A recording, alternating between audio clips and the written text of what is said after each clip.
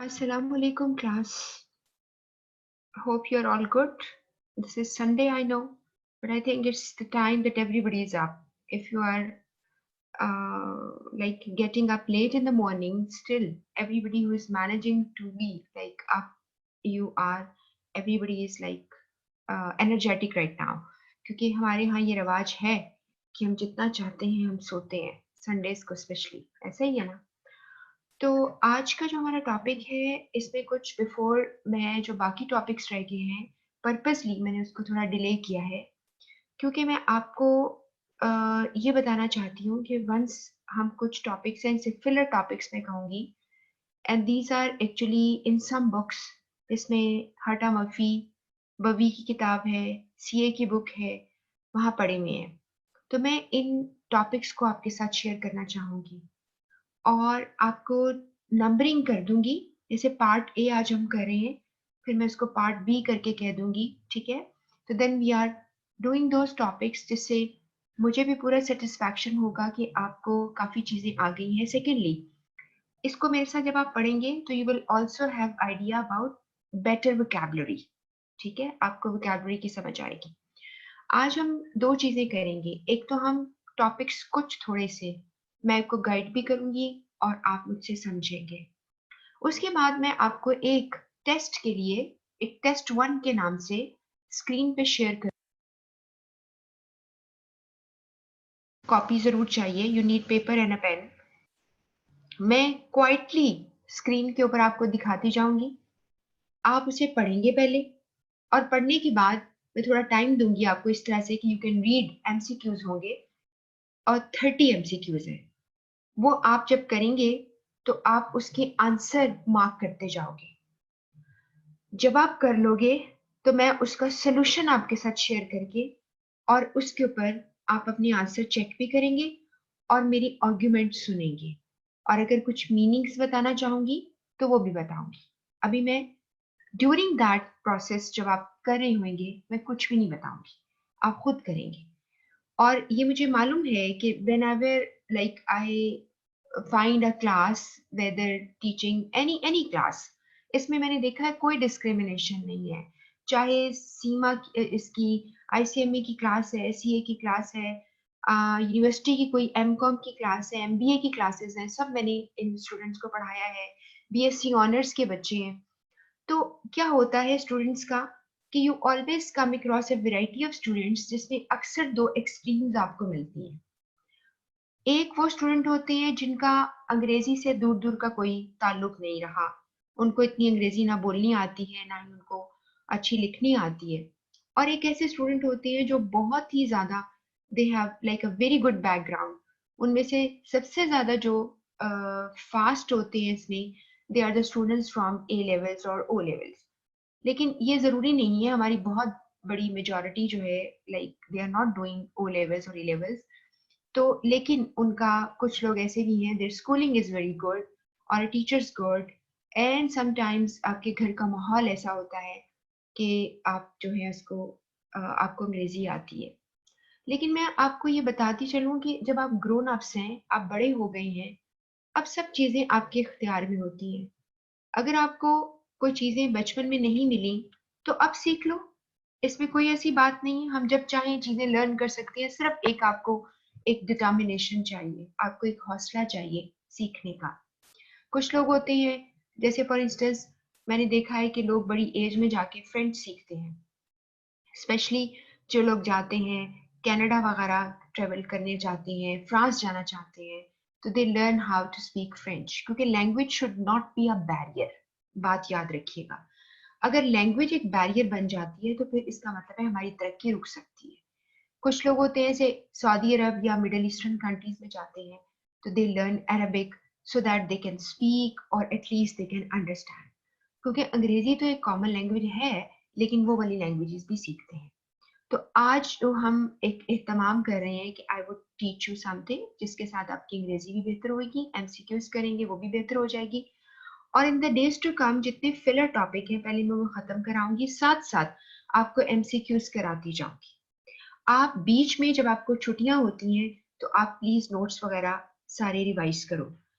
अब ऐसा भी होगा कि जब आपका ये सिलेबस जो है हम ऑलमोस्ट वाइंड अप कर लेते हैं, तो मैं आपको रिवीजन के ऊपर डालूंगी, बिकॉज मुझे मालूम है कि व्हेन आई स्टार्टेड ऑफ, मैंने पढ़ाना शुरू किया था, तो उस वक्त बहुत ही लाइक अनक्लियर था सारा कुछ।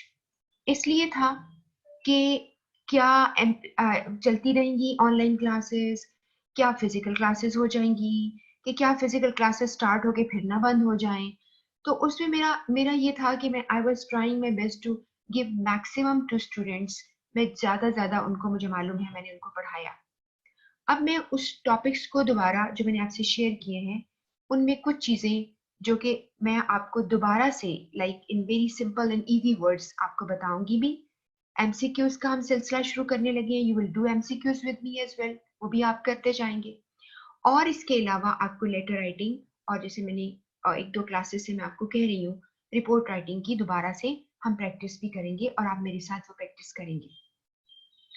एक बात प्लीज आप ध्यान से सुने, वो मैं आपको बताने लगी हूँ कि इंशाल्लाह कोशिश है मेरी आज ही में मैं काम कर लूँ। आज मैंने आपको ग्रुप में शेयर किए हैं सीवीज। आप लोगों में से कुछ लोग चाह रहे थे कि मैं सीवीज के टेम्पलेट शेयर कर लूँ, मैंने आपको किए हैं। आई होप आपको वो हेल्प आउट करेंगे। What you have to do only, आप वहां पे जो लिखा है उस जगह को इस्तेमाल करके you can use your own data, अपना सारा जो आपका हिस्ट्री है लाइफ की वो उसमें डालिए, तो आपके सीवीज जो है बहुत अच्छे बन जाएंगे।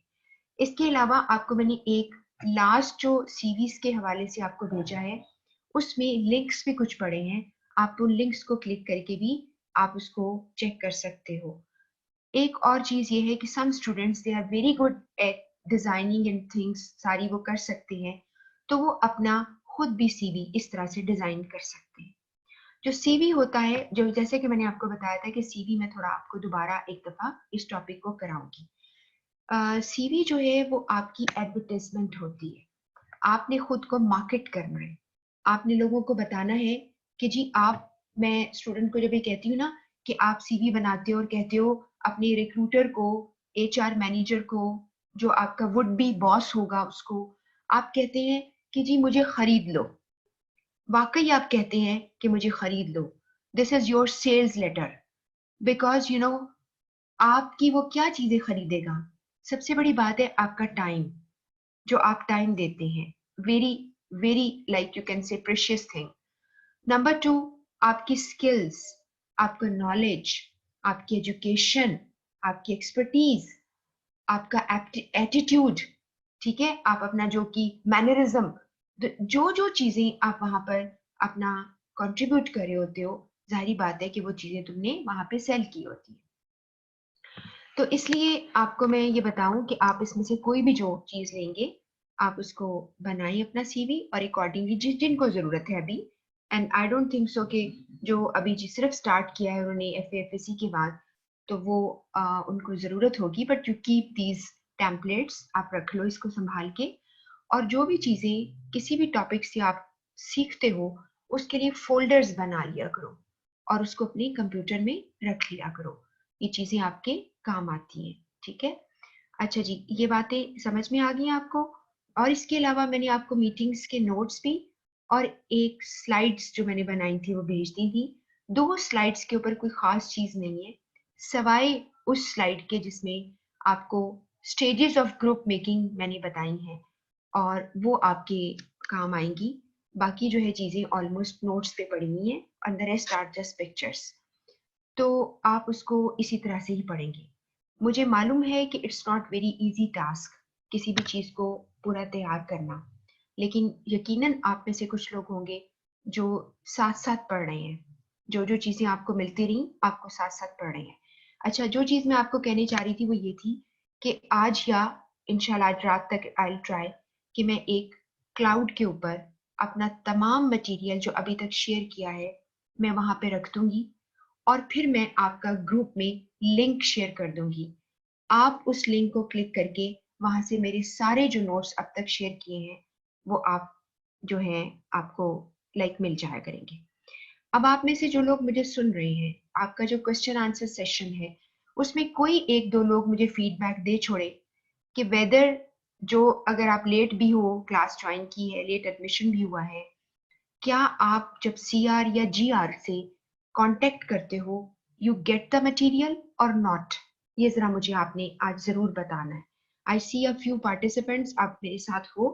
मैं अभी इनके आपको मैं चेक कर लेती हूँ। जो आप पार्टिसिपेंट हैं मेरे साथ, उनमें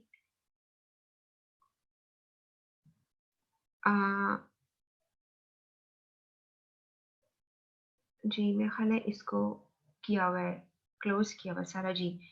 इस वक्त फरवा है, हफ्सा है, नाइला है, निदा है और शाजेब नजर आ रहे हैं। आप में से कोई भी स्टूडेंट, शाजेब आप या like only one boy here, बाकी सारे बॉयज सो रहे होंगे क्योंकि आज तो छुट्टी वाला दिन है, कोई ऑफिस में भी नहीं होगा। और जो गर्ल्स हैं, वैसे आपको बताऊं बाय द वे, आजकल की जो हमारी, आई अप्रिशिएट एवरीवन जो मुझे सुन रहे हो, फरवा, हफ्सा, नाइला एंड निदा एंड शाजेब, कि आजकल का जो दौर है ना आपका, तो आपने मुझे फीडबैक जरूर देना है क्वेश्चन आंसर वाले सेशन में कि आपको नोट्स वगैरह हर चीज मिल रही है या आप CR से GR से राब्ता करते हैं तो आपको मटेरियल जो है वो इजीली मिल जाता है। और फिर मैं आपको क्लाउड्स पे जरूर रख दूंगी ताकि सबकी एक्सेस वहां पे हो सके। तो मैंने ये देखा है, मैं जैसे CS को पढ़ाती हूँ या मैंने और भी जैसे अभी बताया MCOM और जो है MBS वगैरह को भी, जो है BSc ऑनर्स को, मैंने ये देखा है कि मोस्टली अगर एक क्लास में बहुत अच्छे स्टूडेंट्स के पढ़ने का रिस्पांस है तो उसमें आई फाइंड लाइक प्रोमिनेंटली कि गर्ल्स जो हैं वो ज्यादा अपनी एफर्ट लगाती हैं, वो ज्यादा यानी कर रही हैं effort, which I really appreciate. लेकिन इसका ये मतलब नहीं है कि बॉयज नहीं कर रहे, लेकिन ये एक जो कहते हैं ना, एक डिफरेंट चीज मुझे नजर आई है कि ज्यादा जो है एनर्जी के साथ आप लोग अपनी पढ़ाई पे तवज्जो देते हो। गर्ल्स की बात कर रही हूँ, तो बॉयज को भी उतना ही करना चाहिए अगर वो लोग जो नहीं कर रहे। But it's not a criticism, सिर्फ आपको बेहतर करने के लिए कर रही हूँ क्योंकि आज की जो मैं क्लास में, जो कि मैंने स्ट्रेंथ गर्ल्स की ज्यादा देखी है, इसलिए मैं आपसे बात कर रही हूँ। आइए आज के टॉपिक्स पे हम चलते हैं। द फर्स्ट टॉपिक इज, जो मैंने नंबरिंग कर दी है, ये है जी पैरा लैंग्वेज। ये असल में एक आपने हम मुझसे सीखा है वर्बल नॉन वर्बल लैंग्वेज, जिसमें आपने verbal non verbal communication, verbal mean with words and non verbal without words, आपने ये सीखा है, ठीक है। अब यहाँ पर जो पैरा लैंग्वेज है ना, वो लैंग्वेज के अंदर, लाइक आई स्पीक, आई से समथिंग, और मेरी कहने का जो तरीका है, लाइक मेरी आवाज की पिच, उसके अंदर मेरा वॉल्यूम ज्यादा हो गया, जैसे लोगों का गुस्से में वॉल्यूम ऊंचा हो जाता है या आवाज ज्यादा श्रिल हो जाती है, यानी चुपती हुई आवाज हो जाती है, या फिर कुछ लोग जो हैं वो घबरा जाते हैं तो स्टेमर करना शुरू कर देते हैं, उनकी आवाज जो है उसमें यानी इट्स नॉट स्मूथली, वो नहीं बोल पाते, और कुछ लोग एक्स्ट्रा ऑर्डिनरी वहां पे पॉजेस देना शुरू कर देते हैं, या किसी वर्ड के ऊपर आपने स्ट्रेस देनी हो तो वर्ड को दबा के आप बोलते हैं। ये जो कुछ हम अल्फाज की अदायगी में करते हैं उसको, यानी आप जैसे आर्टिकुलेशन आप कहते हो अंग्रेजी में, आप आर्टिकुलेट करते हो, तो there you make a change, and whatever you change that is called paralanguage. अब पैरा लैंग्वेज में अल्फाज के इस्तेमाल का मतलब नहीं है, आपने भी वही अल्फाज इस्तेमाल किए, मैंने भी वही किए, ABCD जिसने भी किए, सब ने किए, लेकिन उसके कहने का तरीका फर्क था। जैसे मैंने आपको सिखाया था, पिछली क्लास में हुआ था, एक टर्म मैंने यूज की थी sarcastic लैंग्वेज, कि आपने बहुत ही आयरॉनिकली या sarcastically आपने तंज मारा किसी को, तो वहां पर आपकी आवाज में चेंज आ जाता है। वो जो चेंज आ जाता है वो असल में पैरा लैंग्वेज है। तो पैरा लैंग्वेज की डेफिनेशन क्या है? Para language describes the vocal, vocal mean आवाज वाले, yet non verbal part of communication, यानी आवाज के अंदर, सिर्फ आवाज के अंदर जो नॉन वर्बल हिस्से हैं उसके, यानी आप वर्बली तो लफ्ज बोला लेकिन उसका नॉन वर्बल टोन, उसका स्टाइल, उस सारा के सारा इज कॉल्ड पैरा लैंग्वेज। जो चीजें मैंने हाईलाइट की, इसमें आपको नजर आ रहा है variance in speed. Variance mean तब्दीली, चेंज, स्पीड में चेंज आना, टोन बदल जाना, वॉल्यूम हाई या लो हो जाना। कोई कहता है ना बंदा कॉन्फिडेंस से बात नहीं कर रहा होता तो आप कहते हैं यार ऊंचा तो बोलो, तुम्हारी आवाज क्यों अंदर दब गई है। तो ये आपका वॉल्यूम है, आपकी वॉइस कैसी है, आप किस तरह आवाज निकाल रहे हो। एंड स्ट्रेस ऑन वर्ड्स, एक लफ्ज हम इस्तेमाल करते हैं लैंग्वेज में, उसे कहते हैं स्ट्रेस। एक लफ्ज पे स्ट्रेस देना। मिसाल के तौर पर अगर मैं आपसे कहूं मैं नहीं तुम जाओगे, तो अब ये जो वर्ड मैंने तुम जाओगे कहा, इसका मतलब है there is something wrong with something. मैं स्ट्रेस दे रही हूँ कि मैंने नहीं अब जाना, अब मेरी जिम्मेदारी खत्म है, बल्कि तुम जाओगे। तो मैंने वर्ड के ऊपर स्ट्रेस दिया। एक टर्म और बोलते हैं, कभी कभार एग्जामिनर इसको यूज भी कर लेता है, उसको कहते हैं इंटोनेशन। इंटोनेशन होता है जब आप पूरी बात के अंदर किसी एक बात, मोर देन वन वर्ड्स, एक सेंटेंस है, कोई फ्रेज है। जैसे फॉर इंस्टेंस अगर आपने किसी को कहा बहुत ही तंजिया तरीके से, लो जी साहिब आ गए हैं, तो इसका मतलब है कि जिसका आप वेट कर रहे थे उन्होंने पहले लेट हो गए हैं, अब वो आ गए हैं। तो जब आप पूरी अदायगी में एक आप काफी अल्फाज बोल रहे थे, काफी जुमले आपने बोले, and one of the sentence जो है उसको आपने बड़ा एक्सक्लूसिवली डिफरेंट तरीके से बोला, तो उसको हम इंटोनेशन कहते हैं। तो स्ट्रेस हो, इंटोनेशन हो, आवाज में तब्दीली हो, that all called paralanguage. और इसमें लिखा है can convey different meaning to the recipient in spite of using the same words. आपने वो सेम अल्फाज इस्तेमाल किए, लेकिन जिस तरीके से इस्तेमाल किए उससे हर बंदा जो है पिक करने वाला मतलब फर्क निकाल सकता है। ठीक है जी, आपको ये बात समझ में आ गई। This is going to be the first topic जिसमें आपने पैरा लैंग्वेज, और ये भी बताती चलूं कि पैरा लैंग्वेज का लफ्सी मतलब है about language. It means it is not language, it is something about language. जो हमारे अल्फाज को, एक हम वर्ड यूज करते हैं reinforce करना या endorse करना। ठीक है, अगर मेरी आवाज में लाइक बहुत ज्यादा मैं किसी चीज के ऊपर आपको इम्प्रेस करना चाह रही हूँ या आपसे काम लेना चाह रही हूँ, तो मैंने वहां पर बहुत ही आपको स्ट्रॉन्ग वर्ड्स, स्ट्रॉन्ग तरीके से इस्तेमाल किए लफ्ज। तो वहां पे मेरी जो स्टाइल होगा ना बोलने का, वो मेरी मेरी जो फीलिंग्स हैं उसको रीइंफोर्स करेगा। ठीक है, अल्फाजों को एंडोर्स करेगा कि मैं यही आपको कहना चाह रही थी। तो पैरा लैंग्वेज एक बहुत ही इंपॉर्टेंट तरीका है, मगर इसका इस्तेमाल बहुत ध्यान से करना चाहिए। आपकी टोन चेंज हो जाए, तो अगर कोई पर्सन आपसे सीनियर है या आपका इक्वल लेवल का है, कोई कॉलीग है आपका, वो इस चीज को बहुत ही गलत तरीके से लेगा, मिस इंटरप्रेट भी कर सकता है। ठीक है जी, अब दूसरा टॉपिक आ गया है कम्युनिकेशन मीडिया, जो आप पहले पढ़ चुके हैं। कम्युनिकेशन मीडिया में आपने देखा था कि डिफरेंट मीडियम हम यूज करते हैं बात करने के लिए, जिसमें आपने कहा जी टेलीफोन करते हैं हम, खत लिखते हैं, इस तरह के बहुत सारे मीडियम हैं। फिर मैंने आपको अगर याद हो तो एक टर्म सिखाई थी, मीडिया रिचनेस। उसमें मैंने आपको बताया था ये बहुत इंपॉर्टेंट टॉपिक है, और ये आपकी किताब जो रिकमेंडेड बुक है बवी, उसमें सिर्फ लिखा हुआ है। मीडिया रिचनेस में मैंने आपको बताया था कि एक मीडियम रिच तब होता है एज अ जनरल रूल, कि जब आपके पास you have a full combination of verbal as well as non verbal, कह लें आप, क्यूज कह लें, इशारे कह लें या अल्फाज कह लें। तो आपने जब बोला और साथ नॉन वर्बल उसके साथ भी हो गया, और ये कहाँ सबसे ज्यादा इस्तेमाल होता है, फेस टू फेस कम्युनिकेशन में। इसलिए फेस कम्युनिकेशन जो है वो रिचेस्ट मीडियम है। आप जो है उसको फुल अपनी चीज को समझाने के लिए या दूसरा बंदा समझाने के लिए इस मीडियम का इस्तेमाल करता है।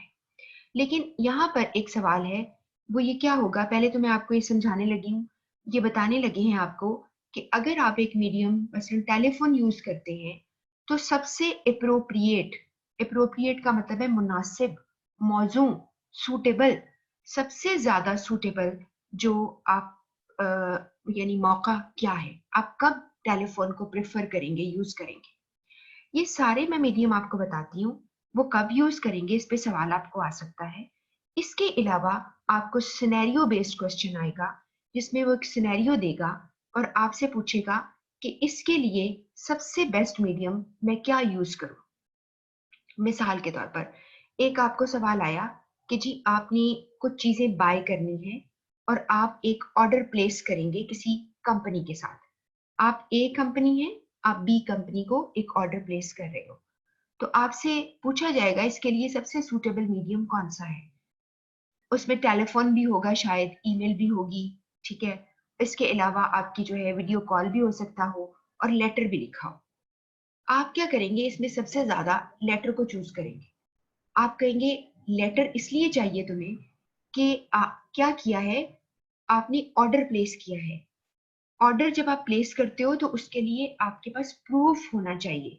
जैसे आप उर्दू में कहते हैं ना, लिखत पढ़त कर लो, तो आपने उसके लिए आपने रिटर्न प्रूफ लेना होता है किसने ऑर्डर किया, और ताकि रिसीवर जो है वो आपको सबूत दे सके कि ये आपने जो है ऑर्डर दिया था। अब आप कैसे कह रहे हैं कि ये चीजें आपको नहीं चाहिए, क्योंकि आप एक ऑर्डर प्ले बनाते हो, आप उसे एग्जीक्यूट करते हो, कंप्लीट करके भेजते हो।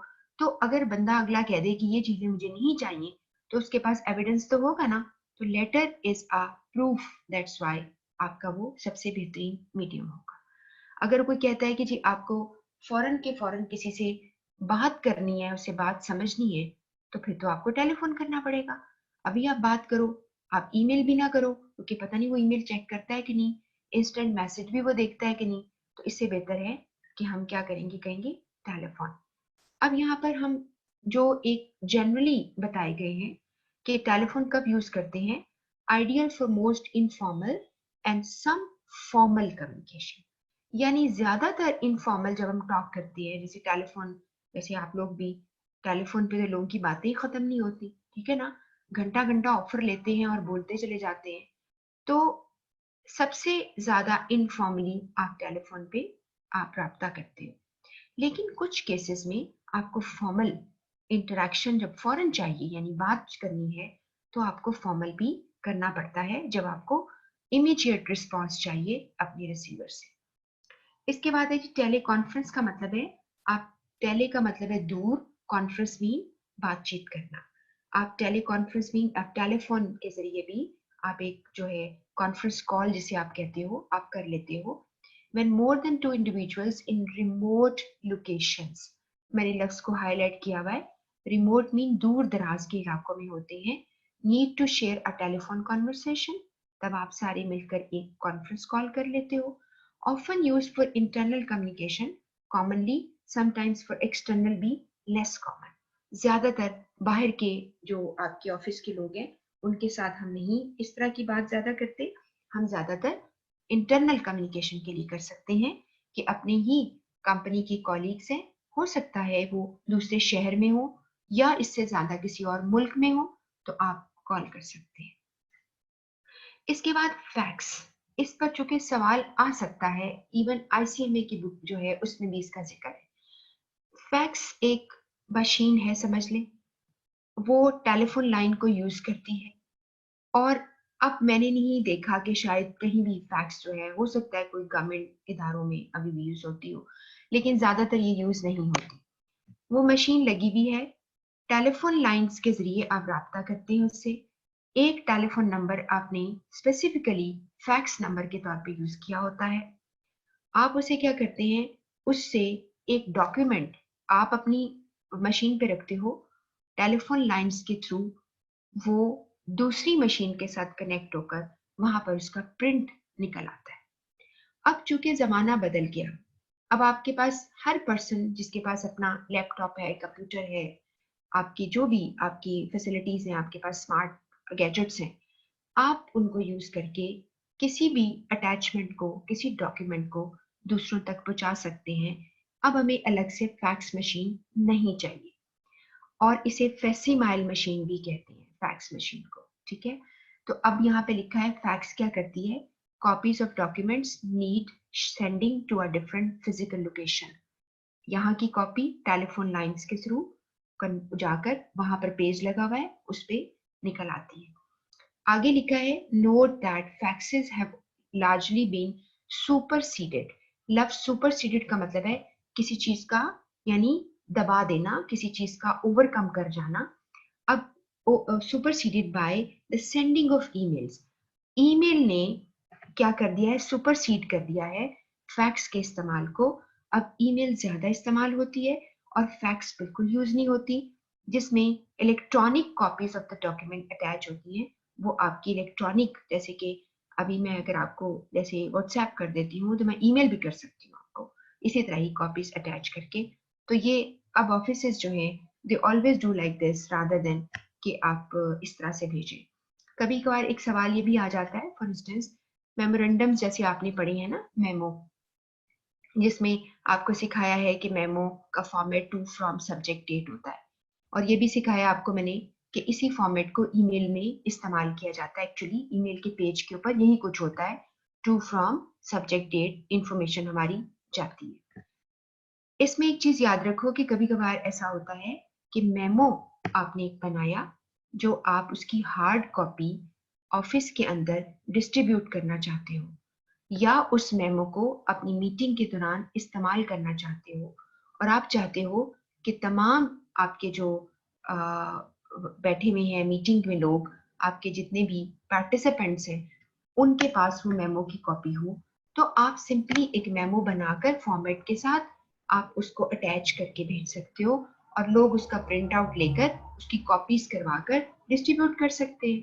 ठीक है, तो ये आपको मैं एक तरीका बता रही हूँ। ये बात इससे मुतालिक तो नहीं है, लेकिन इस बात से मुतालिक जरूर है कि फैक्स की जरूरत नहीं है, जबकि आप ईमेल कर सकते हैं, अटैच कर सकते हैं। अब आपके पास टॉपिक आ गया लेटर का। लेटर का इस्तेमाल कब करते हो? अब ये जो टॉपिक हम आज पढ़ रहे हैं ना, ये वैसे बहुत बोरिंग टॉपिक है, लेकिन इसमें से सवाल आपको जरूर आते हैं, और जिनका कॉन्सेप्ट क्लियर हो वो इनके जवाब दे सकते हैं।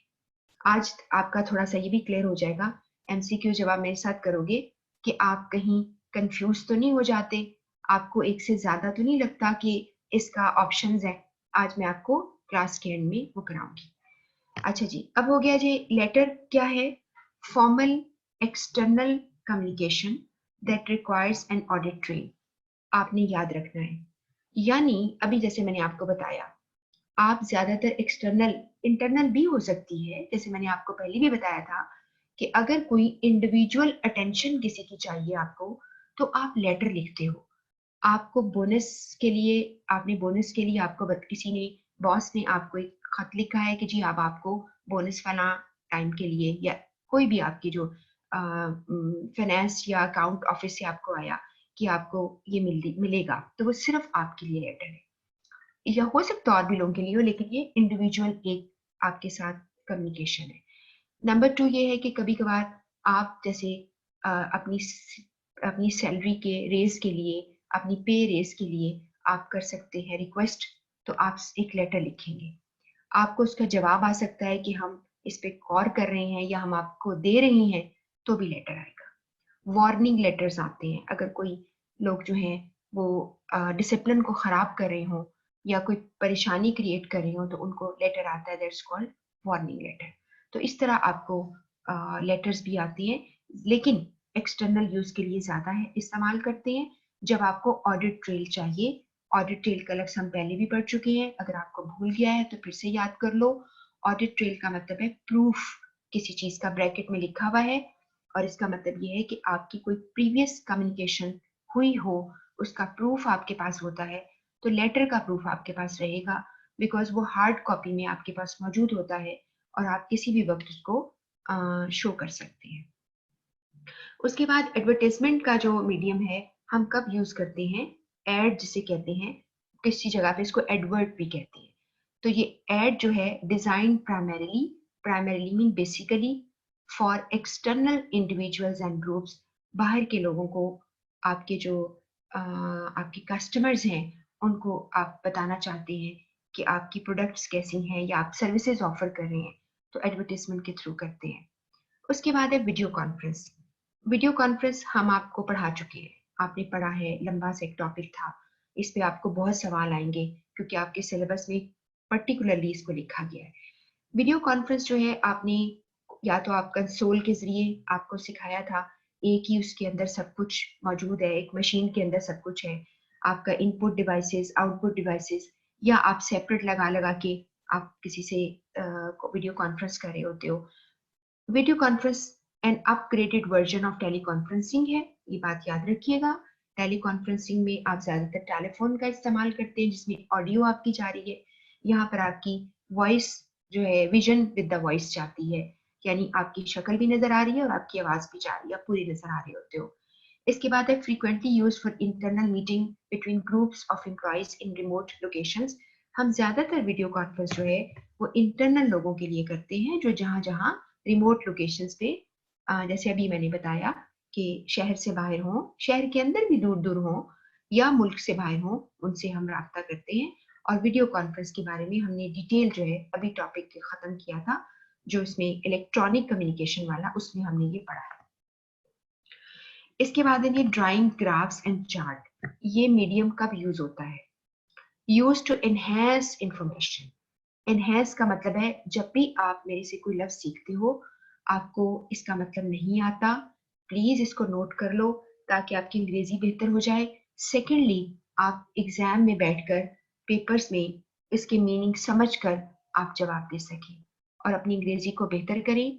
बहुत सारे लोग हैं, लिखते हैं, उनकी ग्रामर मिस्टेक्स बहुत ज्यादा होती हैं, उन्हें बिल्कुल ग्रामर जो है वो इस्तेमाल करनी नहीं आती। तो आप इस चीज का प्लीज ध्यान करें। इवन जो लोग मुझे टेक्स्ट मैसेजेस करके भी पता करती हैं, उनमें आप समझ लें 90% लोगों की अंग्रेजी जो है वो ठीक नहीं होती। तो आप अपनी अंग्रेजी थोड़ी सी बेहतर करें, उसके लिए आपको इवन कोई ग्रामर की बुक भी पढ़नी पड़े तो आप जरूर पढ़ लें। और सबसे ज्यादा मसला ये होता है हमारी गवर्नमेंट स्कूल्स में, आपके टेंसेस ठीक नहीं होते, इसकी वजह से आपको प्रैक्टिस नहीं होती। लेकिन मैंने एक चीज देखी है, अगर आपको अच्छा बोलना आ जाता है और समझना आ जाता है तो ऑटोमेटिकली आपकी अंग्रेजी ठीक हो जाती है। यहाँ पर है कि यूज टू एनहेंस। एनहेंस का मतलब है बढ़ा देना, किसी चीज को इम्प्रूव कर देना, बेहतर कर देना। तो इंफॉर्मेशन को एनहेंस करता है and make complicated information easier to understand. अगर मैं ग्राफ और चार्ट, अब जैसे मैंने आपको फिलर डॉक्टर पढ़ा रही हूँ ना, इसके अंदर मैंने आपको डिटेल में ग्राफ्स के ऊपर कौन सा ग्राफ किस चीज के लिए यूज होता है ये मैं आपको करवाऊंगी टॉपिक। तो आपका जो है ड्राइंग और या ग्राफ या चार्ट्स, इसके इस्तेमाल से क्या होगा कि अगर आपके पास कोई इंफॉर्मेशन कॉम्प्लिकेटेड है, मिसाल के तौर पर एक मैं आपको सादा सी मिसाल देती हूँ कि आप अभी देखते हैं ये खुदा ना खासा पैंडेमिक की वजह से कोविड का जो कोरोना वायरस का जो है कितनी ज्यादा लोगों की तादाद बढ़ गई है, पेशेंट्स की, कितने रिकवर कर चुके हैं, कितने लोगों की डेथ खुदा ना खास्ता हो गई है, कितने माइल्ड केसेस हैं, कितने बड़े सवेयर केसेस हैं, इनका एक पूरा ग्राफिकल प्रेजेंटेशन आ रही होती है।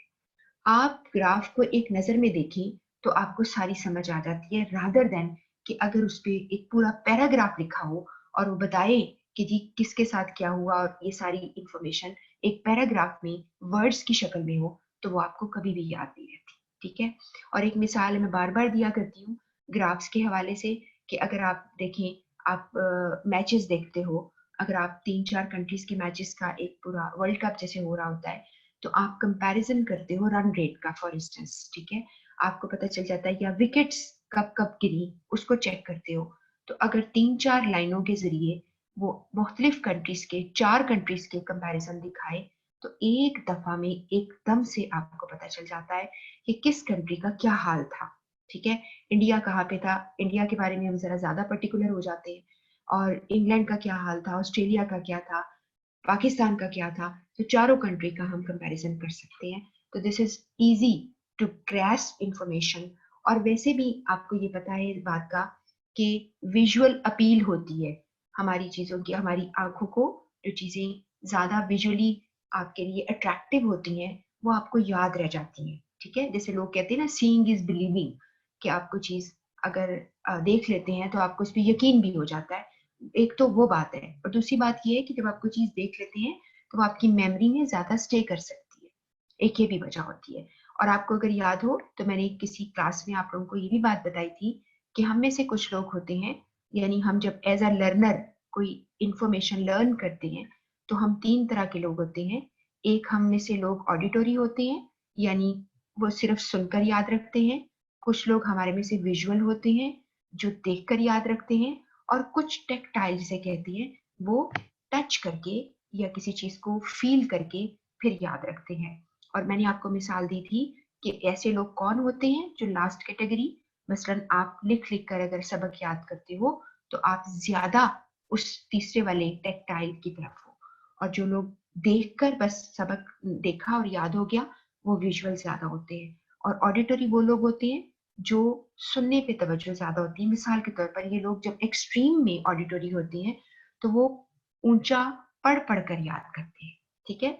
तो हम में से लोग कॉम्बिनेशन भी होते हैं, लेकिन ज्यादातर जैसे आजकल का ट्रेंड है जिसमें आपको यूट्यूब पे हर चीज मिल रही है, टिकटॉक आप देखते हो, आपके बहुत तरह की व्हाट्सएप वीडियोस और आप चीजें जो है तस्वीरें शेयर कर रहे होते हो, तो आप ज्यादा विजुअल हो गए हैं, क्योंकि स्क्रीन आपकी ज्यादा आपको विजुअल बना गई है। तमाम दुनिया में जो लोग हैं वो अब ज्यादा विजुअल हो गए हैं, ठीक है।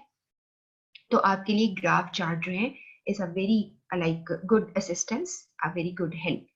उसके बाद है अगला पॉइंट है typically used as a part of another medium.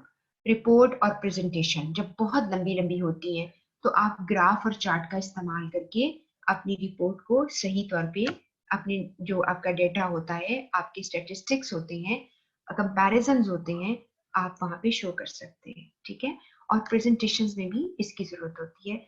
इसके बगैर जैसे मैं आपको जब पढ़ा रही होती हूँ तो आप देखते हैं ना कि मैं कितना इस्तेमाल करती हूँ स्लाइड्स का, या और भी आपके टीचर्स कर रहे होंगे, तो उससे आपको ये बनानी पड़ती हैं चीजें, और इससे आपका मैसेज जो है इजीली कम्युनिकेट हो जाता है। इसके बाद अगला मीडियम आता है फेस टू फेस। अप्रोप्रिएट यानी मुनासिब है, मौजू है, to a multitude of situation. Multitude का मतलब है बहुत सारी डिफरेंट किस्म की, बहुत सी डिफरेंट सिचुएशंस के लिए। अकरिंग, अकरिंग का मतलब है वाकया होना, किसी चीज का टेक प्लेस करना, both internally externally, formally informally. आप फेस टू फेस कम्युनिकेशन के ऊपर तो आप बात ही ना करें, वो दुनिया के हर तरह के टॉपिक के लिए, हर तरह की सिचुएशन के लिए बहुत दफा में बेस्ट होता है कि आप सामने बैठ के कोई बार्गेन कर रहे हो, मीटिंग कर रहे हो, आप आमने सामने हो, आप फिजिकली प्रेजेंट हो, तो बहुत ही ज्यादा मसलों को हम हल कर लेते हैं। अगला है example might include the formal internal employee appraisal. एक मिसाल उसने दे दी है। फॉर्मली आपने, आपके जो एम्प्लॉयज हैं, आपके जो वर्कर्स हैं, अप्रेजल कहते हैं, मैंने आपको ये पहले भी बताया था वर्ड।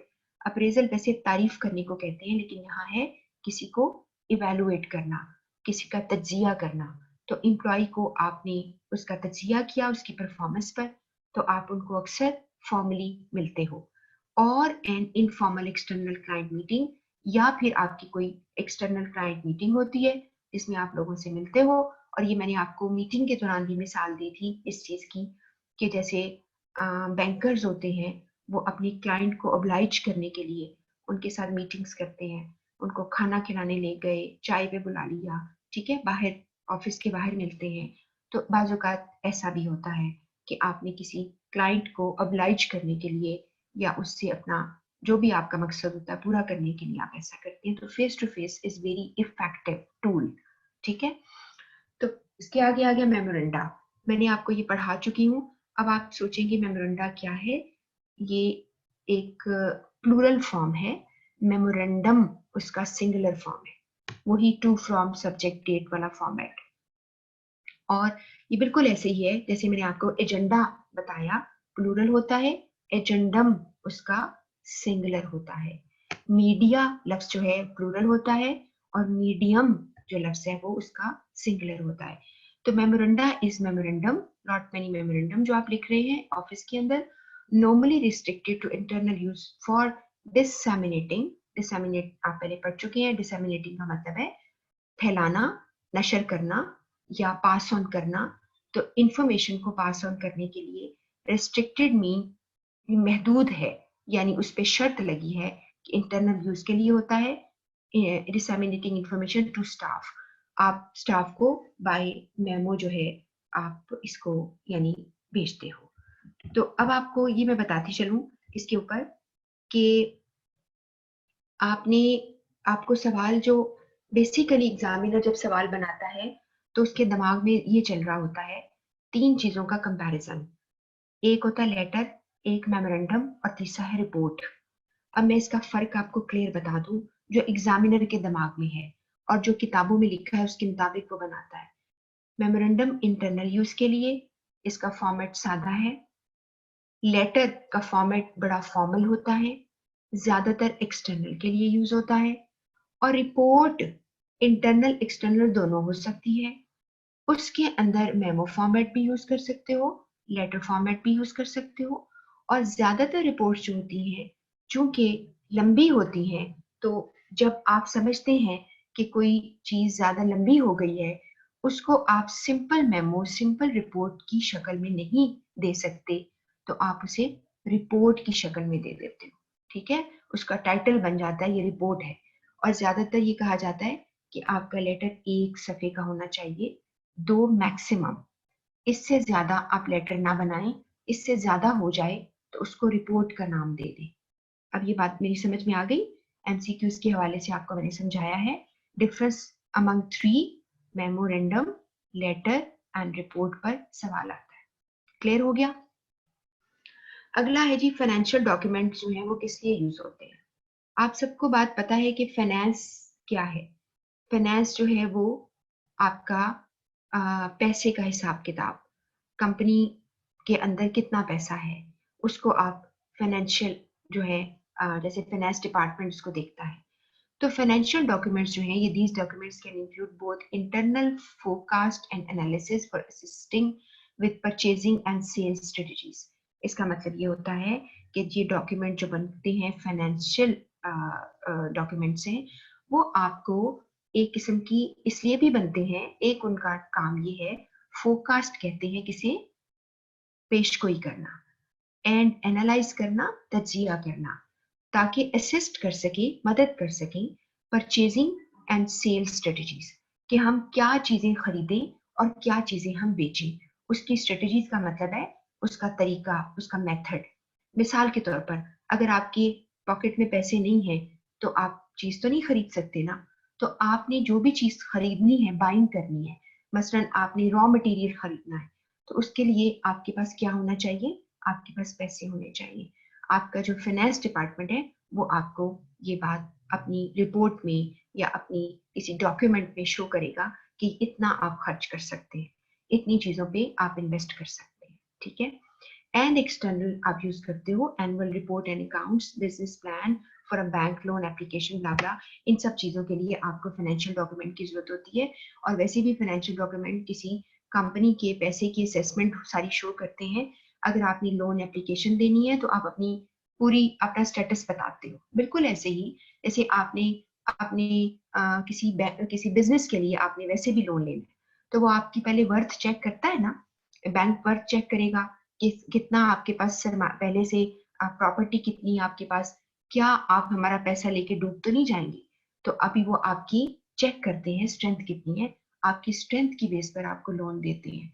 या आप बैंक में आपका पैसा पड़ा हुआ है तो आपको फिर वो लोन के ऑफर करेंगे, ताकि आप उनको पता होता है कि आपकी जो है हैसियत ठीक है और आप जो है इसका प्रेशर जो है बर्दाश्त कर सकेंगे। ठीक है। तो ये वो बताना चाह रही है कि फाइनेंशियल डॉक्यूमेंट जो है यहाँ यहाँ इस्तेमाल में आते हैं, रिपोर्ट्स के अंदर आते हैं। आपकी फाइनेंशियल आपका जो है, जैसे आपको मैंने ये रिपोर्ट्स पढ़ाई थी, उनमें से आपको याद है एक रिपोर्ट हमने पढ़ी थी जिसमें हमने कहा था कि जिसे ड्यू डिलिजेंस रिपोर्ट कहते हैं। ड्यू डिलिजेंस रिपोर्ट का काम क्या होता है? वो पूरे आपकी जो बिजनेस है उसकी असेसमेंट होती है, और वो आपको बताती है कि हमारी कितनी हैसियत है, ताकि कोई और कंपनी, जब मैं अगर एक कंपनी हूँ और आप एक कंपनी है, तो मुझे आपकी ड्यू डिलिजेंस रिपोर्ट चाहिए, उसकी बेस पर मैं आपके साथ ट्रांजेक्शन करूंगी। ठीक है। या आपका जो है कंपनी के साथ जो भी आपको क्रेडिट पे कुछ देना है, यानी आपने कुछ चीजें क्रेडिट पे लेनी है, तो मैं विदाउट आपकी रिपोर्ट देखे नहीं फैसला करूंगी। वहां पर आपको फाइनेंशियल डॉक्यूमेंट्स चाहिए। ये बात क्लियर हो गई?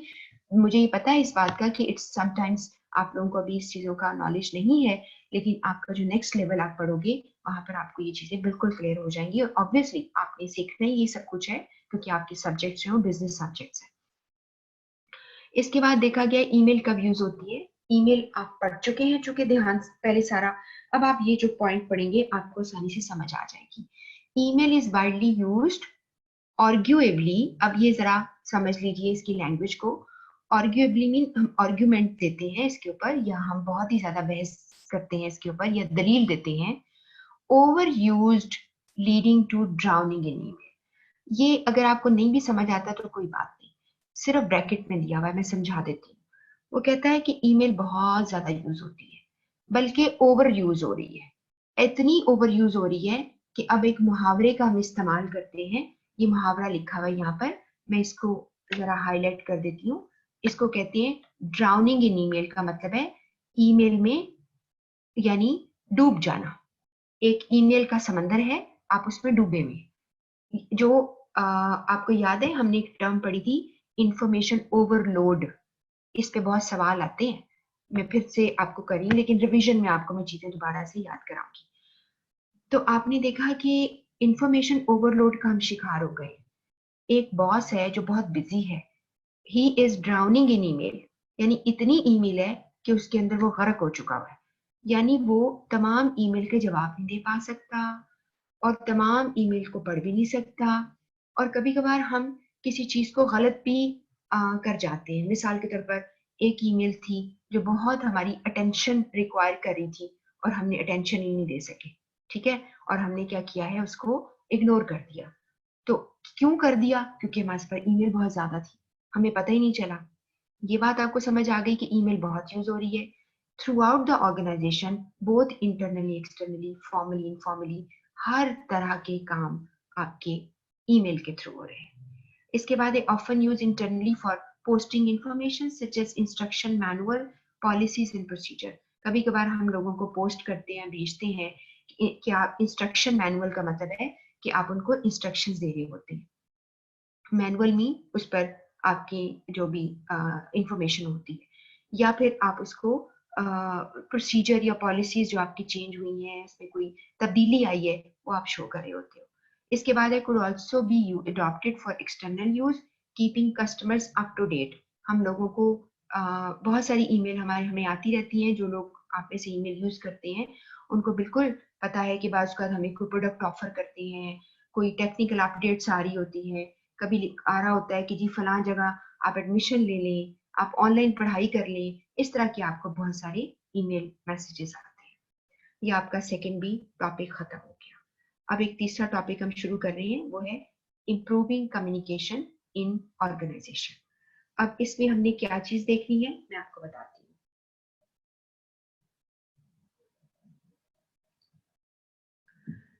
इम्प्रूविंग में हम पढ़ेंगे to improve employees ability.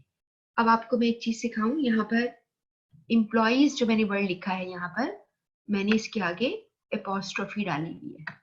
Apostrophe आप सब समझते हैं ना, ये जो उल्टा एक कॉमा सा होता है, और आमतौर पे हम इसे पोजेशन के लिए यूज करते हैं। जब हम प्लूरल यानी एक से ज्यादा लोगों की पोजेशन शो करें, तो फिर हम दोबारा एस नहीं लगाते, खाली एपोस्ट्रोफी लगाते हैं। अगर ये एक एम्प्लॉय होता तो मैं डबल ई के बाद एपोस्ट्रोफी एस लगाती। ज्यादा एम्प्लॉयज हैं, मैंने एस पहले लगा दिया था, अब मैंने खाली एपोस्ट्रोफी लगाई और फिर आगे कुछ नहीं लिखना, ठीक है। ये एक रूल है लिखने का, it's a grammar rule. To improve the employees ability, अब एम्प्लॉयज की एबिलिटी को बेहतर करना है कम्युनिकेट करने के लिए more effectively in a business environment, we can very briefly introduce some key strategies here for improving business communication. अब हम क्या पढ़ने जा रहे हैं? Key strategies for improving business communication, हम ये पढ़ने जा रहे हैं। उसके लिए सबसे पहले है एनकरेज करें लोगों को, जो अच्छा लिखते हैं, अच्छा बोलते हैं, अच्छी बात करते हैं, फैसिलिटेट करें उनको। जो मटेरियल चाहिए, उनको जो इक्विपमेंट चाहिए, अगर कोई उनको सॉफ्टवेयर चाहिए तो आप उनको दें, उनको आप मुहैया करें। एंड रिवॉर्ड, और फिर उनको रिवॉर्ड दें इफेक्टिव कम्युनिकेशन के ऊपर थ्रू अप्रेजल सिस्टम। उनको शाबाश देने का तरीका, उनको कोई ना कोई आप यानी रिवॉर्ड दे रहे हैं। कभी कभार आप देखते हैं कि लोग जो हैं किसी को एक टाइटल दे देते हैं, जैसे employee of the year award किसी को दिया गया, या किसी को बेस्ट एम्प्लॉय अवार्ड दिया गया, आप इस तरह भी कर सकते हैं। इसके बाद है प्रोवाइड ट्रेनिंग, बहुत जरूरी है। एक ऑर्गेनाइजेशन की जिंदगी में अपने एम्प्लॉयज को ट्रेन करना बहुत जरूरी है, क्योंकि ट्रेनिंग से आप एक नया एक्सपोजर आपको मिलता है, और आप नई नई चीजें सीखते हैं। और जो भी एक्सपर्ट ट्रेनर्स आपके पास आते हैं, वो आपको कोई ना कोई ऐसी इंफॉर्मेशन जरूर देते हैं जो आपके लिए इन द लॉन्ग रन, आपके फ्यूचर में, आने वाले दिनों में आपके लिए फायदेमंद है। तो provide training to people and guidance दें इन इफेक्टिव कम्युनिकेशन, कि आप कैसे कम्युनिकेट अच्छी कर सकोगे। इसके बाद है मिनिमाइज पोटेंशियल फॉर मिसअंडरस्टैंडिंग, यानी कम करें, पोटेंशियल मीन रुझान मिसअंडरस्टैंडिंग का। पोटेंशियल का मतलब ये भी होता है किसी चीज के होने की जो अब होती है, एक्सपेक्टेशंस होती हैं कि चीज हो सकती है।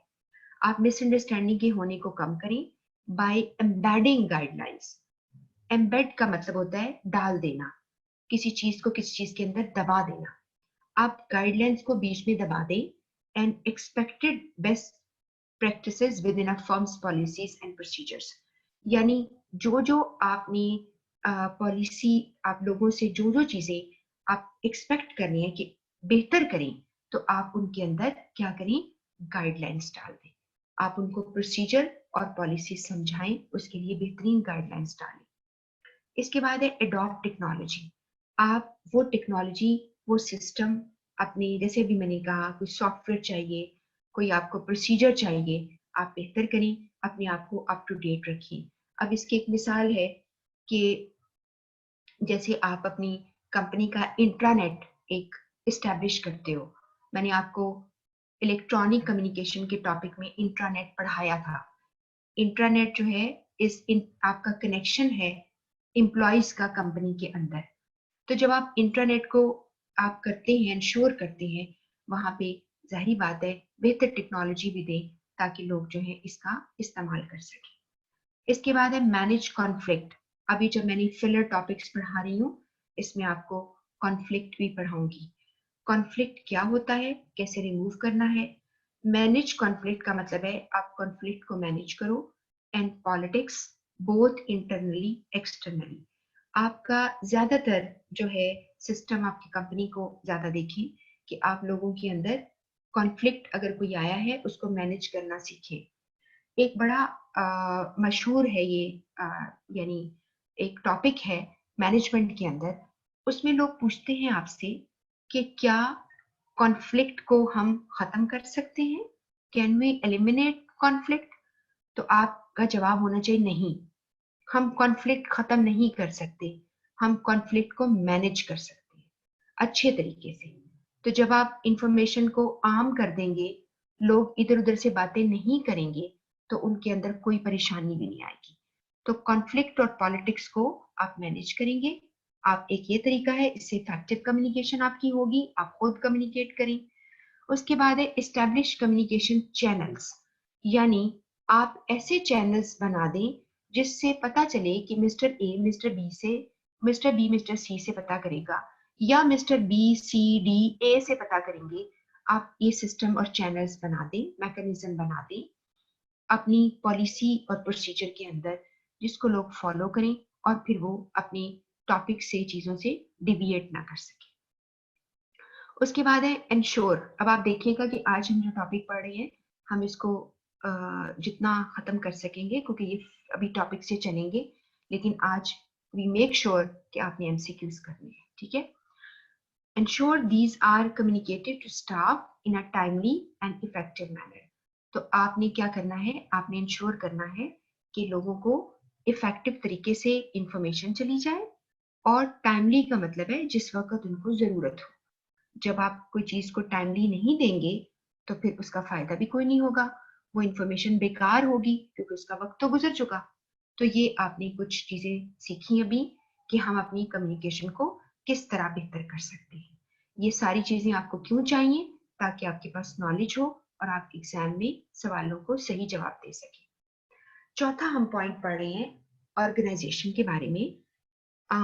इसमें हमने क्या सीखना है कि ऑर्गेनाइजेशन जो है एक इंफॉर्मेशन प्रोसेसिंग सिस्टम है। ये आपने बात सीखनी है। इंफॉर्मेशन प्रोसेसिंग सिस्टम, ये प्रोसेसिंग क्या चीज होती है। मिसाल के तौर पर आप किसी भी चीज को प्रोसेस करते हैं। अब आपको इसकी मिसाल में दूं, हम फूड खाते हैं। हम में से बहुत सारे लोग जो हैं बाहर की बनी हुई या फ्रोजन चीजें बाजार से मिलती हैं उसको नहीं खाते।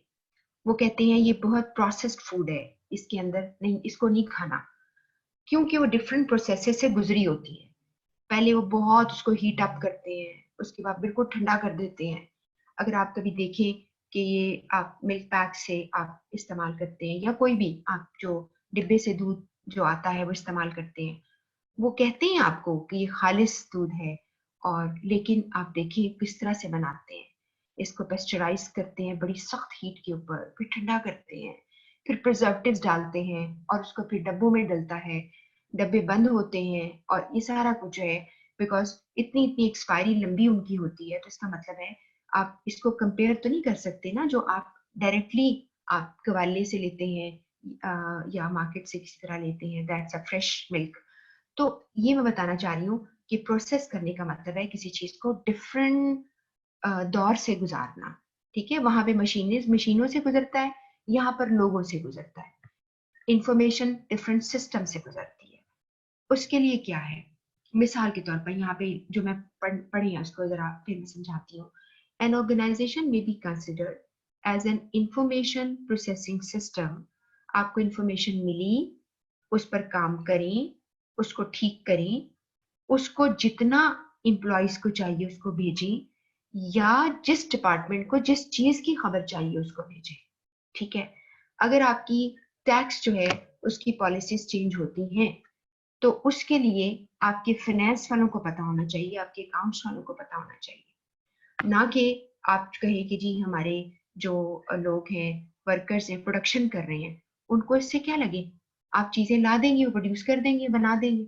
ठीक है, तो प्रोसेस करते हैं आप, और जिस जगह जिस चीज की जरूरत होती है आप उस इंफॉर्मेशन को पहुंचा देते हैं। तो इंफॉर्मेशन प्रोसेसिंग सिस्टम है ये, दैट कलेक्ट्स, इकट्ठी करता है, स्क्रीन्स, उसको साफ करता है, इंफॉर्मेशन को प्रोसेस करता है, उसके अंदर चेंजेस लेकर आता है, उसको बेहतर करता है, उसमें से कुछ निकाल देता है जो किसी डिपार्टमेंट को नहीं चाहिए। रिड्यूस इट का मतलब है इसमें से कुछ निकाल देना, उसमें से रिजल्ट निकालना। ट्रांसफॉर्म इट, उसको बदलता है, and finally act upon it, और उस पर आप अमल करते हैं। Information within an organisation flows through regular patterns, एक रेगुलर तरीके से जाती है। और अगर आपको याद हो तो हमने पढ़े थे, आपने कौन से सिस्टम पढ़े हैं आपको याद आ गए हैं? अगर चेन नेटवर्क आपने पढ़ा, आपने वाई नेटवर्क पढ़ा, स्टार नेटवर्क पढ़ा, आपने पढ़ा है ना, वो सारे सिस्टम्स हैं, ये सब पैटर्न्स हैं। इन पैटर्न्स पर पर्सन टू पर्सन इंटरेक्शन का मतलब है मुलाकात करना, लोगों से मिलते हैं। Organisations develop structured communication channel, और ऑर्गेनाइजेशन जो है एक स्ट्रक्चर बनाती है, चैनल्स जो है वो एक स्ट्रक्चर बनाते हैं। और आपको मैंने बताया था कि स्ट्रक्चर जिस तरह बनता है उसकी कोई भी शक्ल हो सकती है। आपने कहा जी सर्कल की शक्ल में इंफॉर्मेशन जाती है, तो वो स्ट्रक्चर सर्कल का हो गया। ठीक है, एक लाइन है ब्रांचेस की शक्ल में डिवाइड हो गई है, तो उसको आपने एक फ्लो चार्ट के जरिए, ऑर्गेनाइजेशन चार्ट के जरिए दिखाया। जो भी पैटर्न तुम बनाओ वो कम्युनिकेशन को इंश्योर करेगा कि एक इंडिविजुअल से दूसरे इंडिविजुअल तक कैसे इंफॉर्मेशन जाएगी। इसमें individual occupy responsible positions for effective communication process. हर बंदा जिसको इंफॉर्मेशन देनी है वो इस चीज का जिम्मेदार होता है। अब आप एक मिसाल मैं दूं आपको कि इतना जरूरी होता है इंफॉर्मेशन को अपडेट रखना या पहुंचाना कि उसके बगैर आपकी कारकर्दगी नहीं चल सकती। अब आप देखिए, कॉलेज में हम पढ़ाते हैं जहाँ फिजिकल क्लासेस हो रही हैं, एक सिस्टम आपने बनाया, हालांकि छोटा सा सिस्टम, ये बहुत बड़ा सिस्टम नहीं है। एक बंदा है, एक प्रोडक्ट का मैनेजर है। आपको मैंने पहले भी बताया था कि कॉलेजों के अंदर प्रोडक्ट्स आपकी क्या होती हैं, आपकी डिग्रीज जो आपको मिलता है, डिग्री मिलती है, सर्टिफिकेशन मिलती है। एक सर्टिफिकेशन या एक डिग्री का एक हेड बना हुआ है जो कि उसको मैनेज करता है, उसकी एडमिन है, उसका मैनेजर है। वो इंश्योर करेगा कि उसकी क्लासेस स्केड्यूल बन गया है, तमाम टीचर्स इन्फॉर्म्ड है, उनके पास स्केड्यूल डिस्ट्रीब्यूट हो गया, उसके तमाम स्टूडेंट के पास स्केड्यूल मौजूद है, किस कमरे में क्लास होगी, उस क्लास के लिए क्या इक्विपमेंट चाहिए, आपको कोई मल्टीमीडिया लगाना है, आप उसके लिए कंप्यूटर टीचर खुद लेकर आएगा, आपने वहां पे सेट करना है, या पहले से इनबिल्ट वहां पे सब चीजें मौजूद हैं। तादाद कितनी होती है उसके लिए आप मुनासिब कमरा देंगे उसको। फिर जब वो टीचर वहां पे है, मेक श्योर करेंगे रोल कॉल का रजिस्टर उसके पास है, उसको चाहे ऑफिस बॉय दे के जाता है या वो कहते हैं टीचर से रिक्वेस्ट करते हैं कि वो ऑफिस आते हुए लेकर जाएं। हो सकता है ऑफिस में आकर टीचर पहले अटेंडेंस लगाता है अपनी और रजिस्टर लेता है। तो मेरा कहने का मतलब है ये छोटी सी चीज है जो आप सब देखते हैं, आप सबने किसी न किसी लेवल पर स्कूल में कॉलेज में इसको देखा। और जो लोग यहाँ मुझे सुन रहे हैं और वो अपनी ऑफिसेज में काम करते हैं, आप ये सोचिए कि अगर ये सिस्टम ठीक ना चले तो उस ऑफिस की क्या हालत होगी। और बहुत ही एक्सक्यूज के साथ मैं कहूंगी ये बात कि हमारे गवर्नमेंट इदारे, अल्लाह ताला किसी वक्त इनको बहुत ठीक कर देगा इंशाल्लाह, पहले से बेहतर भी हुए होंगे, लेकिन यहाँ पर आप देखिए कि अक्सर जो है इतनी एफिशिएंसी आपको कम ही देखने में मिलती है। लेकिन प्राइवेट ऑर्गेनाइजेशंस इसके ऊपर कॉम्प्रोमाइज नहीं कर सकती। अगर उन्होंने ठीक ना दिया तो क्या होगा, फारिग हो जाएंगे, ठीक है, बैठ जाएगी कंपनी, खुद भी ले डूबेगी और बाकियों को भी ले डूबेगी। ठीक है, तो ये बात आपने देखनी है कि आपने कम्युनिकेशन को कैसे इंश्योर करना है, किसने किससे बात करनी है और किस तरह करनी है। अब लिखा है the flow of information is organised, इसको ऑर्गेनाइज करते हैं, मैनेज करते हैं, कंट्रोल करते हैं। ये बात आपको अब मेरी एग्जाम्पल की वजह से भी समझ आ गई कि इस तरह से हम अपने सिस्टम को लेके चलते हैं। इसके बाद ये टॉपिक है आपका, आई होप कि मैं आपके साथ ये जो है काइंड ऑफ दो टॉपिक बस और करेंगे, पांचवा छठा उसके बाद मैं आपको दिखाती हूँ। बल्कि बल्कि यही वाला कर लेते हैं, फिफ्थ वाला कर लेते हैं क्योंकि टाइम नहीं फिर बचेगा, फिर आपको मैं उसका सोल्यूशन भी समझाना है। तो ये लास्ट टॉपिक अभी कर लेते हैं। यहाँ पर है जी सिस्टम्स ऑफ कम्युनिकेशन। अब इसमें सिस्टम्स ऑफ कम्युनिकेशन में देयर आर टू की सिस्टम्स है। एक सिस्टम होता है इंटरनल, जो इंटरनल आपके तमाम लोगों के साथ कॉन्टेक्ट्स हैं, लोग आपस में भी मैंने आपको सारा समझाया, प्रोसेसिंग होती है। और एक सिस्टम है एक्सटर्नल। अब इंटरनल सिस्टम में day to day operations in business entity, एक लफ्ज एंटिटी आपको अगर एग्जामिनर यूज कर लेता है तो इसका मतलब है ऑर्गेनाइजेशन। एंटिटी का मतलब है एक ऑर्गेनाइजेशन जो इंडिपेंडेंटली अपना काम कर रही है, वो एंटिटी होती है। चाहे वो बहुत बड़ी हो, उसके बहुत बड़े सेटअप्स हो, वो पूरी एक एंटिटी होती है। और चाहे वो छोटा सा एक डिपार्टमेंटल स्टोर क्यों ना हो, वो भी एक एंटिटी होती है। This type of communication occurs within the same organization. Internal communication एक ही ऑर्गेनाइजेशन की होती है, चाहे आप किसी भी तरह से करें, वीडियो कॉन्फ्रेंस करें और ईमेल कर लें, ठीक है, टेली कॉन्फ्रेंस कर लें, आप लोगों को इकट्ठा करके मीटिंग करवा लें, किसी तरह से भी कर लें। बिटवीन और अमंग ऑफिशियल्स, आपको ये तो पता है ना, बिटवीन दो लोगों के दरमियान होता है, अमंग बहुत से लोगों के दरमियान। तो officials and employees of the same organisation. External communication और exchange of information message takes place between organisations, एक ऑर्गेनाइजेशन दूसरी ऑर्गेनाइजेशन से बात करती है, मसलन एक और प्राइवेट ऑर्गेनाइजेशन बैंकर से बात करती है किसी, तो बैंक के अंदर से बात हो रही है, तो वो दो ऑर्गेनाइजेशन बातें कर रही है, ठीक हो गया। इसके अलावा किसी लॉयर के साथ, आप कंसल्टेंसी कोई फर्म है, आपने किसी लॉयर से रब्ता किया हुआ है जो आपकी कॉर्पोरेट लॉयर के तौर पर काम कर रहा है, वो आपको सारा कुछ समझाएगा। या कोई टैक्स कंसल्टेंट है उससे आप बात कर रहे होते हो, तो आपका ऑर्गेनाइजेशन से दो ऑर्गेनाइजेशन से बातें हो रही होती है। इसकी और भी मिसाल आपको दे सकती हूँ।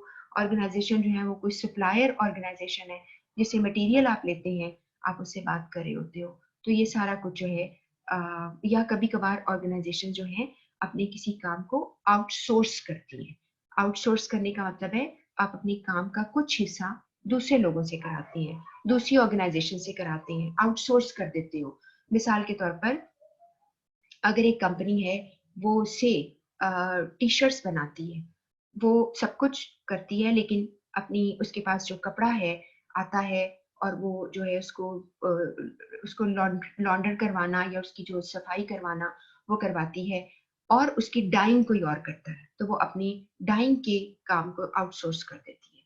ठीक है, तो ये इस तरह से होता है कि ऑर्गेनाइजेशन दूसरी ऑर्गेनाइजेशन से लिंक कर रही है। And individuals outside it's formal structure, या फिर उसके फॉर्मल स्ट्रक्चर से कोई भी इंडिविजुअल है, जैसे आपको मैंने बताया था, आपके वेब होस्ट होते हैं, आप अपनी वेबसाइट बनवाते हैं, वो लोग कौन है, वो किसी और ऑर्गेनाइजेशन के हैं, आप उनसे हर वक्त राब्ते में रहते हैं। तो आपकी ऑनलाइन सेलिंग और बाइंग उनके थ्रू होती है। तो अभी तक ये जो टॉपिक हमने पढ़े हैं ये आपको फायदा देंगे अंडरस्टैंडिंग का।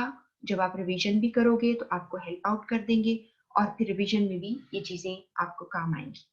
अब हम आते हैं, आपको हम शेयर करते हैं, सारे लोग अपने पेन पेंसिल पकड़ लो और आपको एमसीक्यूज करने हैं। मैं आपको एमसीक्यूज दिखाती हूँ और फिर आपने इनको एमसीक्यूज को जो है वो सॉल्व करना है।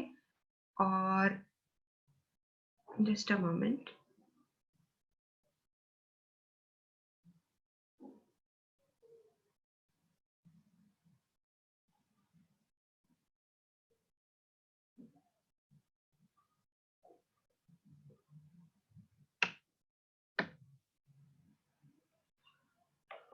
मैं आपके साथ शेयर कर रही हूँ, just a moment.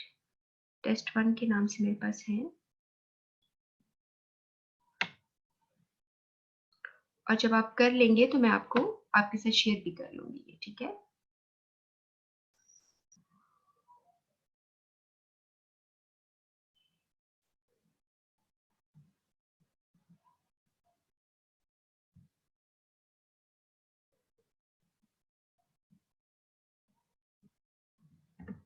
Ji, I think कि आपको ये क्वेश्चंस नजर आ रही है।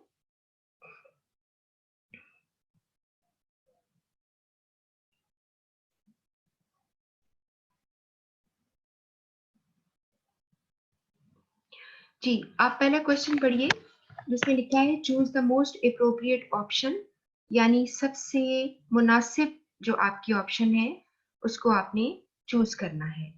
आपको 3 नजर आ रही हैं। अब आप पढ़िए जरा कि पैरा लैंग्वेज रिलेट्स टू, आगे लिखा हुआ है जो एक मैं पढ़ देती हूँ बाकी आप खुद ही करेंगे। 30 मार्क्स का है। हाँ, ये बताती चलूं कि इसमें शायद 2 टॉपिक ऐसे आएंगे जो अभी आपने अभी in the days to come आपने कवर करनी है, 2। तो आप अपने आप को यूं ले सकते हो, मैंने जब चेक किया था इसको क्लास से पहले, तो 2 ऐसे हैं जो आप शायद ना कर पाओ।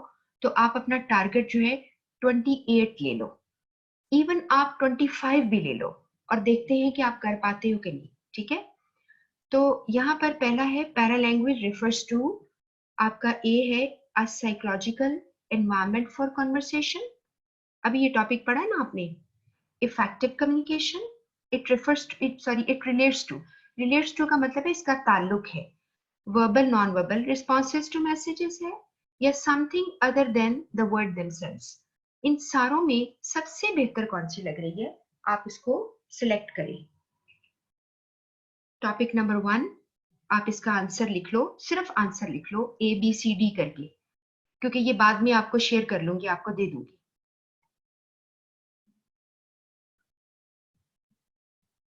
आई होप आपने मार्क कर लिया।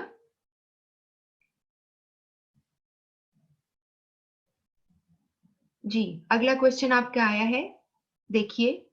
सिर्फ अगला एक क्वेश्चन पढ़े, नीचे वाला रहने दें, अगला ना पढ़े, सिर्फ एक क्वेश्चन पढ़े। आपको स्क्रीन पे एक क्वेश्चन नजर आ रहा है।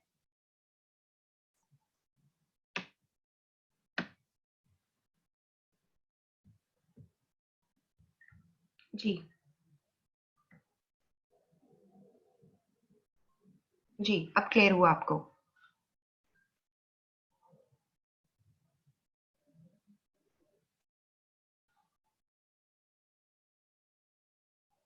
जी, आपको पढ़ रहे हैं आप लोग?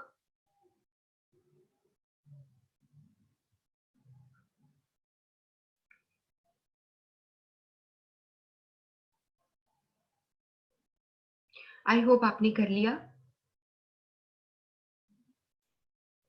मैं चेक कर लेती हूँ। जी, ठीक है, परफेक्ट, आपने कर लिया है।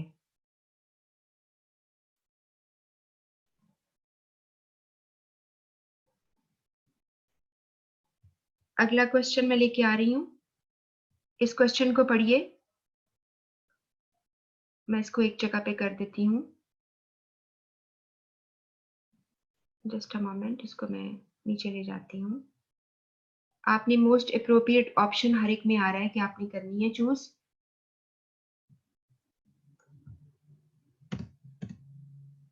जी, अब आपको स्क्रीन में क्लियर नजर आ रहा है।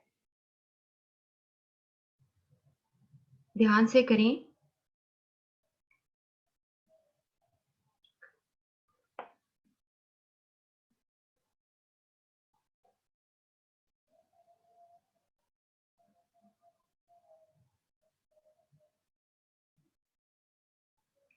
जी डन।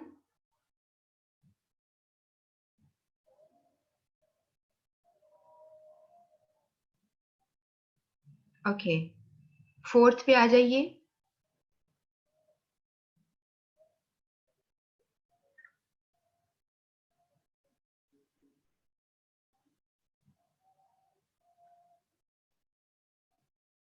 इसमें से कुछ लफ्ज आपको नहीं आते होंगे, मैं भी आपको सिखा देती हूँ।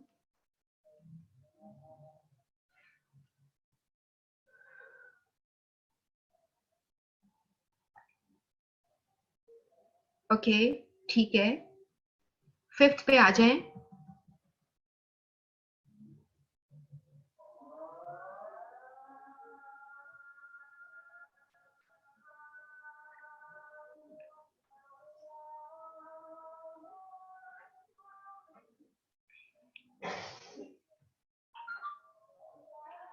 जी फिफ्थ वाला भी हो गया। सिक्स क्वेश्चन देखिए।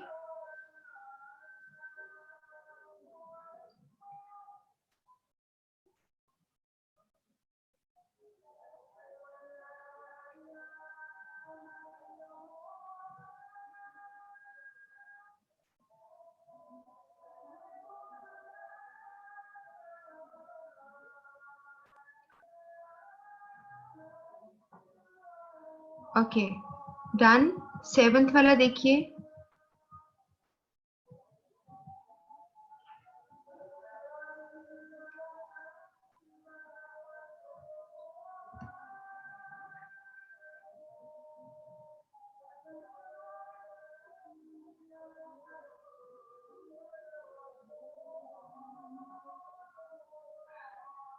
जी आसान था अगर आपने इसको पहले से पढ़ा हुआ है तो।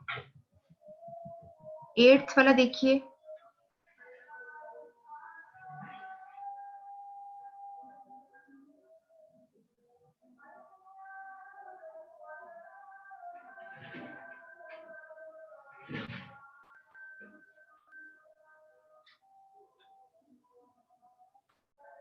ये बैरियर्स ऑफ कम्युनिकेशन में से आपको पढ़ाया हुआ था। जी नाइन्थ वाला देखिए।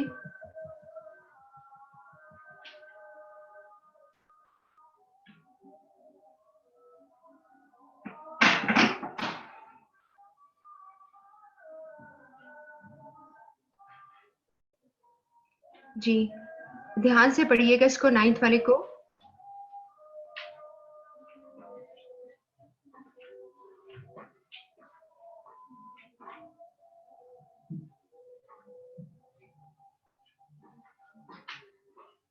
ओके टेंथ वाला देखिए।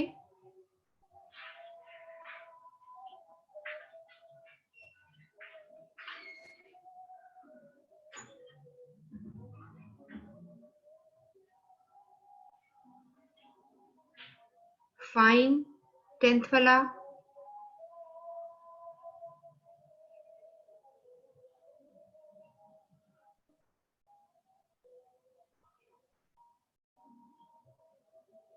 इससे आपको अंदाजा ये भी हो रहा है कि आपको जो आपने शुरू में पढ़ा है मेरे साथ, आपको पहले वाले भी टॉपिक आते हैं कि नहीं। ये बहुत कॉमन जो है सवाल हैं और ये हर किस्म के कम्युनिकेशन के पेपर्स में आते हैं। 11 देखिए।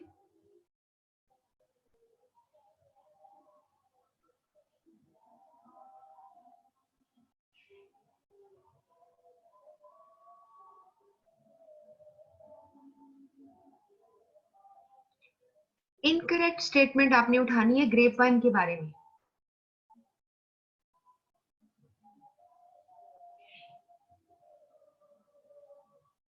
ओके ये 12th क्वेश्चन आपसे कहा था, ये आपको नहीं आता, अभी मैंने पढ़ाया नहीं है, इसको हम स्किप कर लेते हैं अभी।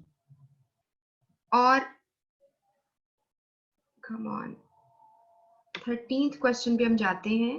हम आज ऐसे करते हैं कि 16 सवाल कर लेते हैं, जो 15 बनेंगे आपके, और फिर उसमें से आपका आंसर चेक कर लेते हैं। 13 क्वेश्चन देखिए।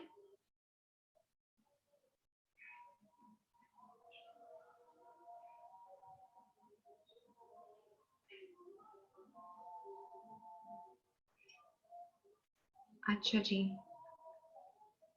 14th क्वेश्चन देखिए। ये भी आपको शायद टॉपिक ना आता हो,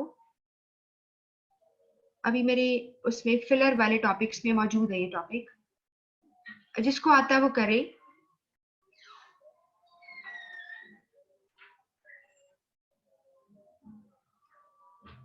15 नंबर देखिए।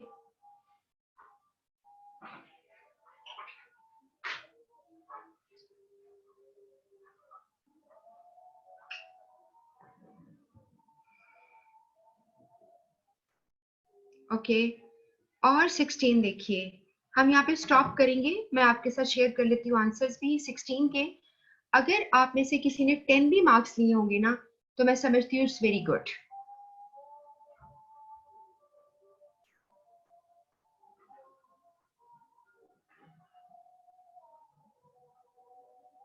जी, अब आपके पास 15 सवाल आए सामने आपके, एक मैंने उठा दिया था, तो इसमें से हम 10 नंबर भी ले पाते हैं कि नहीं, हम इसका आंसर जो है वो चेक कर लेते हैं। फिर मैं आपको इस पे गाइड करती हूँ कि ये किस तरह से है, और बाकी आपके साथ शेयर कर लूंगी, और इसी तरह एक दो दफा मैं आपके साथ खुद करूंगी, फिर मैं आपको दिया करूंगी और आप करेंगे, और हम आंसर जो है वो चेक कर लिया करेंगे। जी, सवाल जो है, आज मुझे अंदाजा भी हो गया करके इट टेक्स टाइम, तो हम इसके लिए थोड़ा सा ज्यादा टाइम एलोकेट कर लिया करेंगे।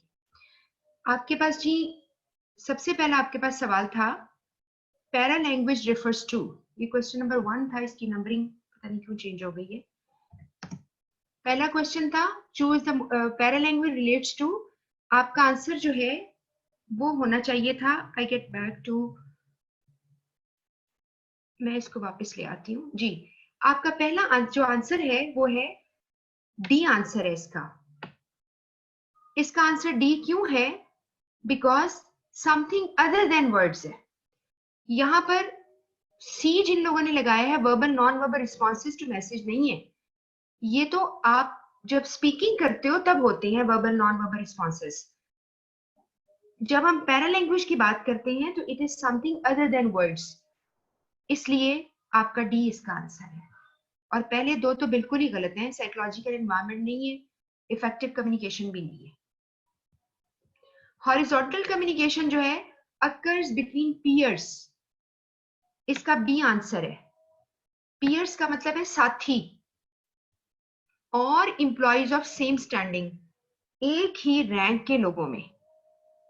थर्ड इस पे लिखा हुआ है among all levels across hierarchy, जो हायरार्की है यानी आपकी जो अप एंड डाउन कैटेगरी आती है लोगों की, कोई अपर लेवल का है, कोई नीचे लेवल का है, उसमें सब पर नहीं आती, ये सिर्फ सेम लेवल के लोगों में बात होती है। पहले में लिखा है सबॉर्डिनेट एंड बॉस, ये भी गलत है। ये क्या होता है, इसे हम कहते हैं वर्टिकल कम्युनिकेशन, ठीक है।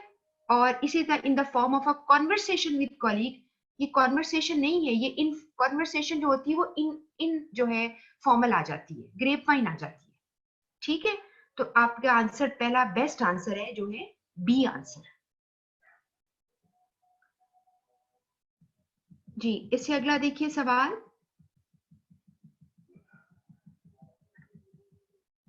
टू एनकोड का मतलब क्या होता है? इसका आंसर होना चाहिए C, to translate ideas into words और सिंबल्स ऑफ योर चॉइस। जब आप अपने मैसेज को अपनी मर्जी के लफ्जों में, अपनी मर्जी की सिंबल्स में ढालते हैं, आपको मैंने पहले भी बताया था, वर्ड सिंबल हर्टा मर्फी की बुक में यूज बहुत दफा हुआ है।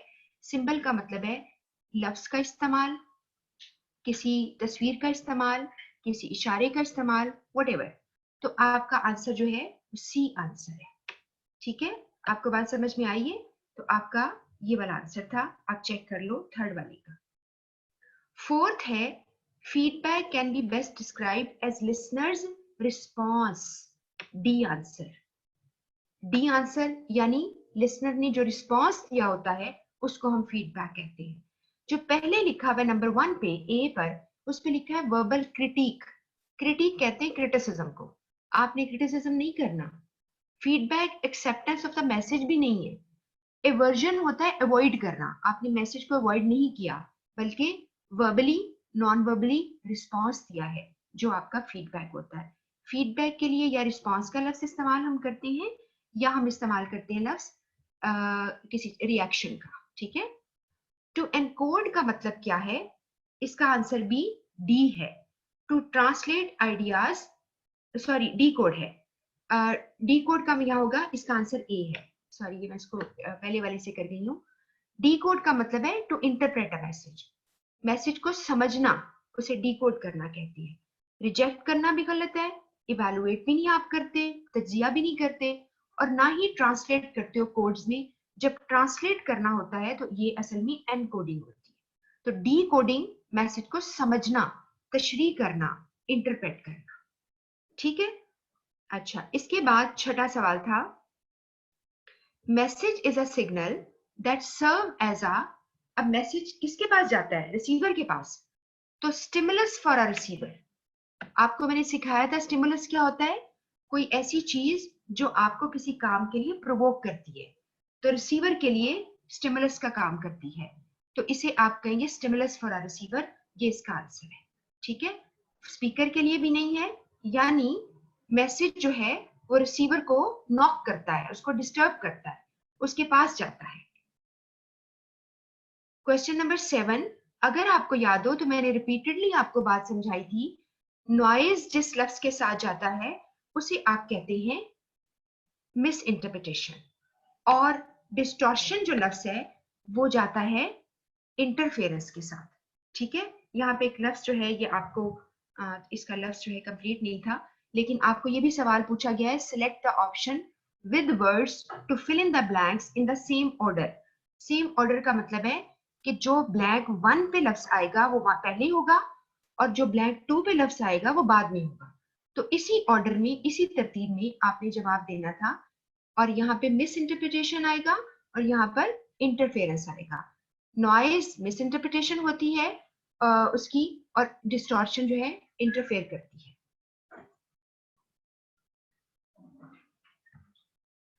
नेक्स्ट आपका आ गया है, men are more professional than women. आपने इसे स्टीरियोटाइपिंग में पढ़ा था। जब हम एक ले लेते हैं, स्टैम्प कर देते हैं चीजों को, यानी एक हमारे पास एक स्टैम्प होती है, हम सबको लगा देते हैं। हम समझते हैं कि सारे जो मेन हैं वो खवातीन से ज्यादा प्रोफेशनल होते हैं। इसे हम स्टीरियोटाइपिंग कहते हैं। जजमेंट भी कह सकते हो, लेकिन उससे ज्यादा लफ्ज अच्छा पड़ा स्टीरियोटाइपिंग, इसलिए आप इसको इस्तेमाल करेंगे। और क्रिटिसिज्म यहाँ पे नहीं आ रहा।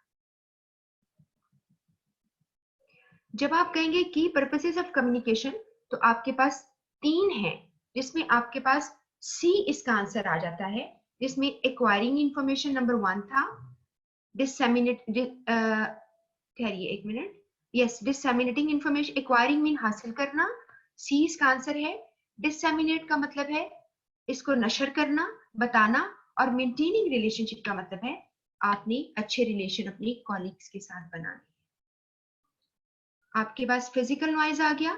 फिजिकल नॉइज हमेशा इंटरफेरेंस होता है for from the external environment.